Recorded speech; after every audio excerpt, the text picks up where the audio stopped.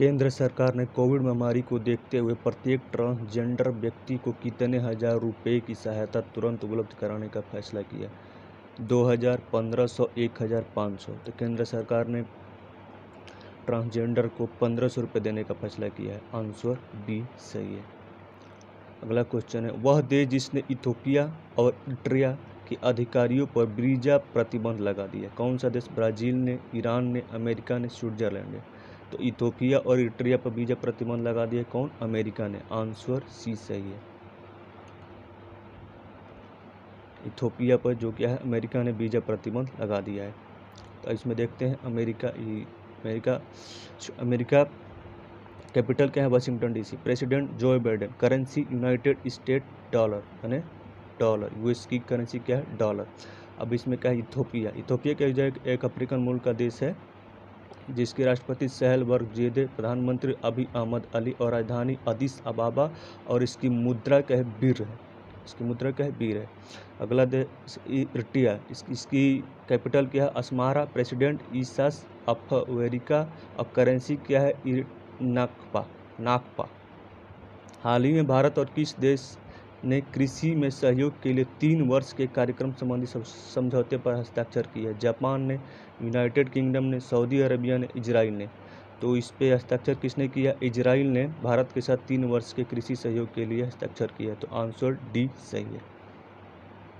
Israel आधिकारिक भाषा इब्रानी, राजधानी जेरूसलम, और इसके प्रधानमंत्री कौन से? बेंजामिन नेतन्याहू, और मुद्रा शेकेल, और राष्ट्रपति रूबेन रिवलिन। अभी जो फिलहाल में जो इजराइल और फिलिस्तीन के बीच युद्ध चल रहा था गाजा में, और समाप्त हो चुका है। ये यहीं से संबंधित था। हाल ही में अमेरिकी अंतरिक्ष एजेंसी नासा ने जिस साल में चंद्रमा पर अपना पहला मोबाइल रोबोट भेजने की घोषणा की है? 2023 में, 2024 में, 2022 में, 2021 में। कब भेजने की घोषणा की है? 2023 में नासा ने चंद्रमा में अपना रोबोट भेजेगा। आंसर ए सही है। हाल ही में अमेरिकी अंतरिक्ष एजेंसी नासा ने 2023 में चंद्रमा पर अपना पहला मोबाइल रोबोट भेजने की घोषणा की है। यह मोबाइल रोबोट चंद्रमा की सतह पर और उनके नीचे बर्फ की अन्य संसाधनों की खोज करेगा। यह मोबाइल रोबोट आर्टेमिस कार्यक्रम का हिस्सा है। यह volatile investigating polar explorer rover VIPER से डेटा एकत्र करेगा और वैज्ञानिकों को चंद्रमा के दक्षिणी ध्रुव पर संसाधनों का मानचित्रण करने में क्या मदद करेगा। और इसमें नासा के हेडक्वार्टर कहाँ पे है? नासा का पहले फुल फॉर्म देता है national aeronautics and space administration. NASA headquarter Washington DC, और फाउंडर कहते हैं वाइट डी आइसेनहावर, और इसकी स्थापना कब की गई थी? 29 जुलाई 1958 को अमेरिका में, यूनाइटेड स्टेट अमेरिका में। अगला क्वेश्चन है, राष्ट्रीय mission national mission on use of the biomass स्थापित करने की घोषणा किसने की है? पेट्रोलियम और प्रकृति मंत्रालय, जल शक्ति मंत्रालय, श्रम एवं रोजगार मंत्रालय ने, विद्युत मंत्रालय ने। तो किसने की है? विद्युत मंत्रालय ने। Answer D, national mission of use of the biomass. केंद्रीय विद्युत मंत्रालय ने कोयला आधारित ताप विद्युत संयंत्रों में बायोमास के उपयोग पर राष्ट्रीय mission national mission on use of the biomass स्थापित करने की घोषणा की। खेतों में पराली जलाने से होने वाली वायु प्रदूषण की समस्या के समाधान के लिए यह निर्णय लिया गया। यह मिशन राष्ट्रीय स्वच्छ वायु कार्यक्रम नेशनल क्लीन एयर प्रोग्राम में भी योगदान देगा। अगला क्वेश्चन है क्वेश्चन नंबर 6। भारत और यूनिसेफ के द्वारा युवा लोगों को कोविड संकट से निपटने में शामिल करने के लिए शुरू किए गए अभियान का क्या नाम है? Young warrior, corona warrior, Ajay warrior, main warrior. तो इसका नाम क्या है? यंग वॉरियर, जो भारत और यूनिसेफ के द्वारा शुरू किया गया। इसका नाम क्या है? Young warrior. आंसर ए सही है।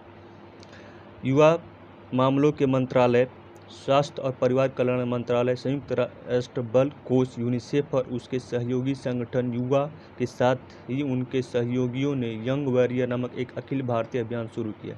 इसका उद्देश्य देश भर में चल रहे कोविड-19 संकट को दूर करने के लिए युवाओं को शामिल करना है। अब United nation children emergency fund, UNICEF का फुल फॉर्म। इसका हेडक्वार्टर क्या है? न्यूयॉर्क में। इसके हेड हेनरिटा H. फोर्स है। प्रेसिडेंट क्या है? टोरे हार्ट्रम, और इसकी स्थापना कब की गई थी? 11 दिसंबर 1946 को। यूनिसेफ की स्थापना कब की गई थी? 11 दिसंबर 1946 को, न्यूयॉर्क, यूनाइटेड स्टेट अमेरिका में। अगला क्वेश्चन है, सुंदरलाल बहुगुणा जिनका हाल ही में निधन हुआ है, एक प्रसिद्ध थे अर्थशास्त्री, पत्रकार, लेखक, पर्यावरणविद। वो कौन थे? आंसर डी सही है, पर्यावरणविद। सुंदरलाल बहुगुणा पर्यावरणविद से संबंधित है।